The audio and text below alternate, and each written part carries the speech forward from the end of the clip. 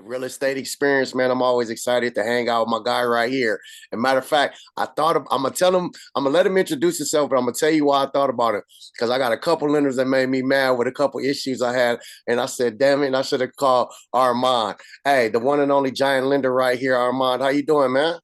I'm good. I'm good. I'm great, Travon. Appreciate you having me on the Zoom, on the video, on our Yeah. call. So I'm excited to share what's happening. Definitely. Go ahead and give people a little bit of information about you. Let them know what you do, where they can reach you at, just in case they need a great lender. That's right. So the name's Armond Ohan on social media. It's the Giant Lender. You can find me on social media. You can find me online. Just type in the Giant Lender or Armond Ohan. The email is armond@ohangroup.com. So reach out to me. I'll help you guys out. My go-to saying is always when I meet new people, not everyone's ready to share their financials. In 60 seconds, share with me what your income looks like, what your credit is, and I'll tell you what you'll qualify for and all the different programs available. So on the fly, we'll get you pre-approved or pre-qualified, should I say. So I'm your guy. When it comes to My lending, I'm your guy. my next one. I promise you, I'm calling you. I know it's been a minute. I'm calling you my next one. I promise you. It's all it's Hey, all cause love. It's hey, okay. relationship with lenders, they vary. It's like barbers. After they cut your hair too much, they start taking them. You know how it is. Except for you, that's why I got to come back to you. But anyway, Yeah, hey, I let's get appreciate it. to it. The state of the real estate market. Are rates going up? Rates going down? You know how it is working with new buyers. Like people who've already purchased before, they get it. Like, hey, marry the house, date the Ray. The same Yeah. slow. But with new buyers, in which we're all intrigued to helping new buyers, but the conversation that needs to be had is more difficult helping them because of the state of the real estate market. What's your opinion on that? Yeah, I mean, we want to segment it out. I mean, what are we referring to, right? What's happening with the interest rates? What's happening to the actual housing market? Because in LA, at the end of the day, people have money and people are buying homes, period. I work with a lot of clients. At the end of the day, there's someone that has a little bit more money, a little bit more income that Yeah. wants to live in Los Angeles. So no matter what happens to the market, Los Angeles will thrive, right? Hmm. Now, here's what's happening with rates. We know the rates are high, and it has to do with inflation. The whole reason the rates have been kind of pushed up high, and the Fed's kept adding quarter 50 basis points to the Fed fund rate was because they're trying to combat inflation. Inflation hit, I think it was like 9-10% at the peak of it about a year and a half ago, 2 years ago, and it's aggressively come down. Now, just this past week, the CPI report came out, and it showed that we're actually trending back up. CPI Yeah. report came out that the inflation is up back over 3.5%. There's different segments. There's shelter costs. There's cost of goods. There's Mhm. cost of gas, cost of food, cost of groceries. All these Job data points are job tracked, numbers. and job numbers. The feds track all this to make sure inflation stays down. And when originally they came out this year and said we're going to have 7 cuts, everyone was excited. The bond market reacted positively, and in February we saw rates dip down into the low sixes. I was quoting 6.2, 6.375 on these 30-year fixes. It was great. Lasted about a month, and a couple of job numbers came out, and it peaked again. And then just was it Tuesday or Wednesday this past week, Mhm. the numbers came out, and it showed that again inflation's back up. And what happened? Bond market reacted negatively. Now rates are just everything's being repriced, like almost 3/4 of a point higher. Everything's in the sevens, mid sevens, high sevens. Sevens is the new norm. Now the Feds haven't had their committee meeting yet to talk about what they're going to do, but I don't think they're going to cut rates in quarter two. I don't think they're going to cut rates in quarter three. If there is a rate cut this year, it's going to be quarter four, and that's an if. There's a lot of speculation. No one can. What happens is you see data points, you see trends in the history, and you make predictions. What's happened in the past 3 years? It's been the first time where any kind of prediction just gets skewed by a market reaction or Mhm. geopolitical news. It's hard to keep track of what's happening, and it's hard to kind of have a crystal ball to what's going to happen with the rates. But I'm thinking the sevens are going to be the norm throughout the rest of this year. Maybe we'll see rate cuts in 2025. Hopefully, we'll see them in Q4.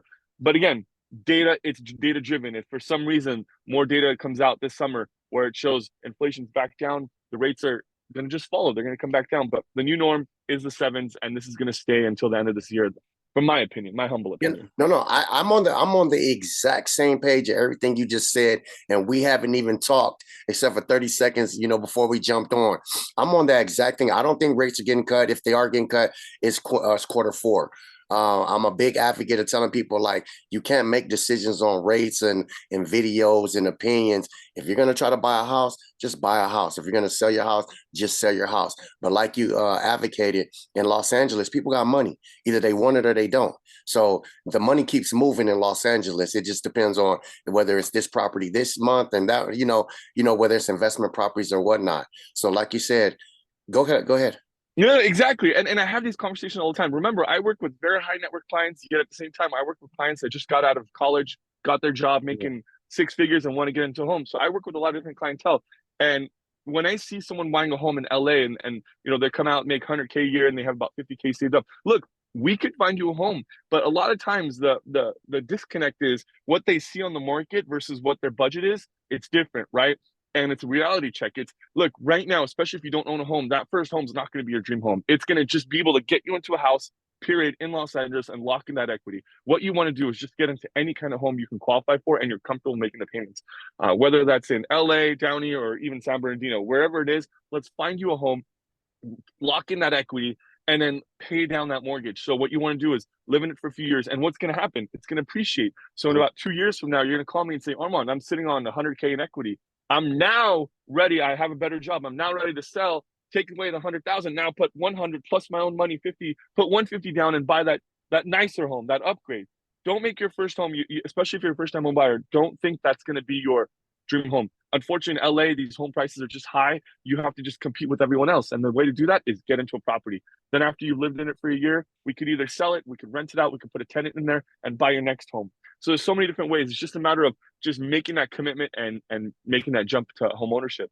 And I think that's important especially from your perspective, as far as the lending. It's like you offer more than just money on paper. Like you're saying, hey, you could do this, you could do this. Hey, you have a plan for clients. And that's what's important about having a great lender, AKA the giant lender. This is why, I'm always touching base with him. And where I get a lot of people say, how you always get your information? This is one of the people I reach out to and find out what's going on in the market, what's his perspective, because he deals with the network. He deals with the money. So I want to go in. I'm going to give you an example. So sorry, I'm going to give you an example. So I had a client, go ahead. just a couple months ago, call me. He's like, hey, I'm looking to buy a house. My budget, 500-600K. And I'm like, look, let's be realistic. Those homes are not going to be the nicest and get a higher taste. I said, look, your rent is so low. Why are you going to lose that rent when you're paying only $1,500 a month? You're comfortable. You're a single man. You don't need to have this house and backyard yet. Why don't we find you a place out of LA? So went to the high desert. And he borrowed against his 401k. We put a larger down. We put 25% down as an investment property. We bought a property out there for like 430, for 430,000. Then at the same time, he flipped it and put it into an Airbnb. Now he's cash flowing. So we opened that opportunity up for him where before he would have just been renting, and that's his mindset. Like, oh, I'll just buy a home in LA. Yeah. Well, it was outside of his budget. We found out a place in high desert. He got into it. He got locked into the situation. Now he's an investor. Now he has a property. He's cash flowing every month.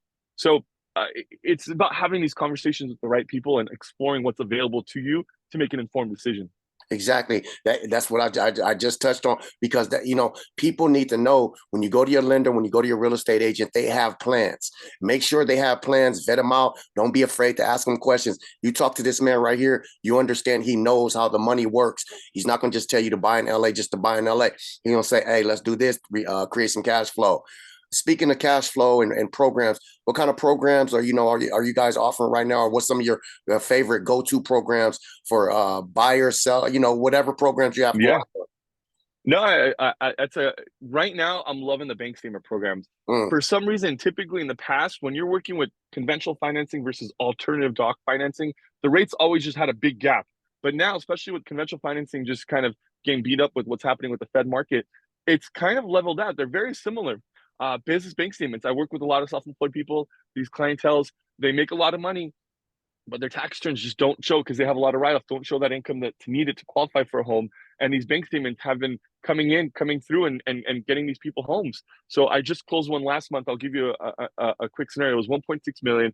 They were looking to put 50% down. The guy owned a pizza restaurant, but his tax returns, he could have technically qualified for, government assistance on based on his tax returns. But in reality, he had the money. He was, he makes money. He just had a lot of expenses that he had to write off per the tax code, so he couldn't qualify traditionally. We put him into a bank statement program. I got him at 7.275%. He bought a property. It was a new development up near Chatsworth in that area. So it's just about making those connections. So I work with a lot of self-employed people. These bank statement programs are hot. If you're self-employed and you make a lot of money, but you don't show any tax returns, reach out. Let me tell you about the self-employment program. It's really, really popular.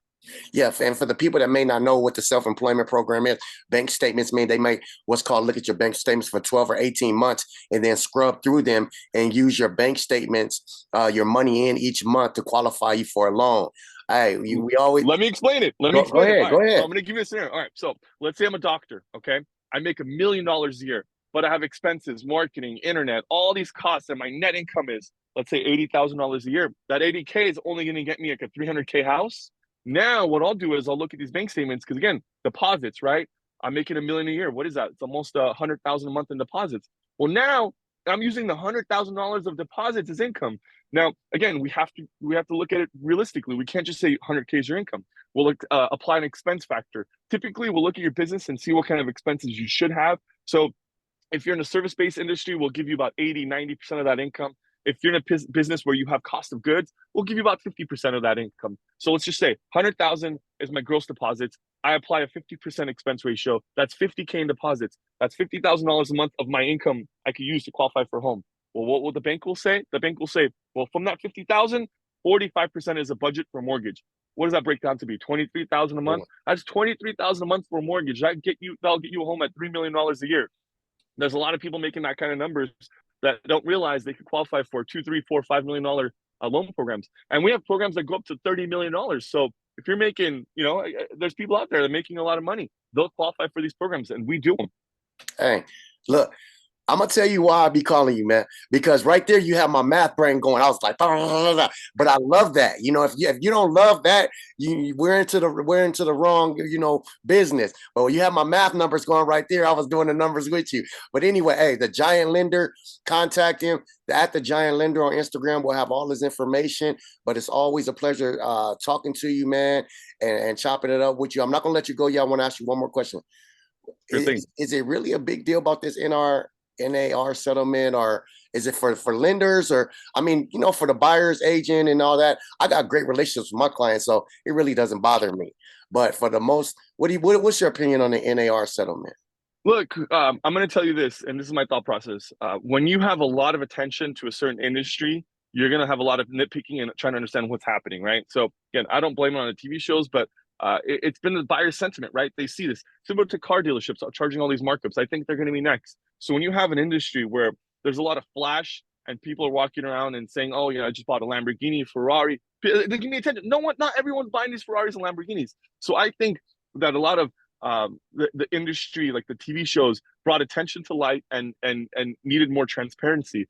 In reality, I think the good agents won't be affected at all. In fact, I think they'll get more business. It's the agents that don't know how to negotiate, don't know how to have those tough conversations. Like, for example, if a buyer comes into their they're looking to buy a home, you need to have that difficult conversation and say, look, for the next 3 months, I'm happy to show you homes, but after June or July, once this thing passes, if I'm not being compensated, I need to be compensated through you, because look, I'm doing all this work, I'm doing X, Y, and Z to find these homes. Those agents that can have these difficult conversations and make a buyer understand their need and their want of why they should hire them, they'll thrive. So I think it's just going to cut some of the fat out in the industry. We will lose a couple of agents in the industry, but the good ones, the successful ones, the people that know how to do this business, the true professionals, will stay and thrive. Hey, at the Giant Lender, that's why I call this, man. Tell where everybody can reach you at again, man. So, because I know you got some appointments. Where can they reach you at? The Giant Lender on Instagram. Cell phone number is 626-823-8278. Email is Armond at ohangroup.com. Group is short, GRP, OHAN, GRP.com. Just type in the Giant Lender. You'll see me just on Google everywhere. I'll pop up all over the place. So The Giant Lender. When you meet me, you'll see why. I'm a big guy, so it's a good fitting name. Hey, a big guy with big kids, them some tall car seats in the back. But hey, you know how it is. That we'll definitely have your information. Everybody should have at least a couple of lenders. This guy should be one of your top 2 or 3 lenders that you call and ask him and have him work out some deals for you. So I appreciate you, man, and I can't wait to talk to you again. Likewise, Travon. Thank you. All right, have a good one.